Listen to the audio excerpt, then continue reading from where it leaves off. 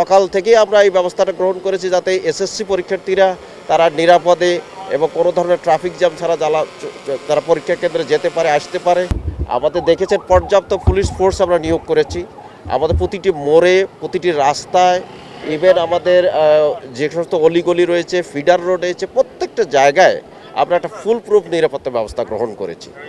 যাতে তার মাননীয় চেয়ারপারসনের মুভমেন্টটা যাতে একেবারে নিরাপদ এবং নির্বিঘ্ন হয়।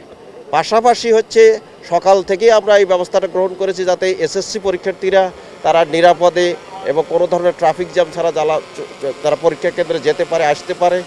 আবার যারা ফ্লাই করবে যে সমস্ত যাত্রী, তারাও যাতে এয়ারপোর্টে যাওয়া আসাটা নিরাপদ নির্বিঘ্ন হয়, আমরা সেটাও নিশ্চিত করেছি। আপনি দেখেছেন ট্রাফিক ফ্লোটা এবং মানুষের মুভমেন্টটা একেবারে স্বাভাবিক রয়েছে।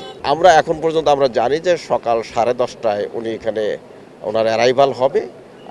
এর পরিবর্তে নতুন কোনো ইনফরমেশন আমাদের কাছে নেই। ধন্যবাদ।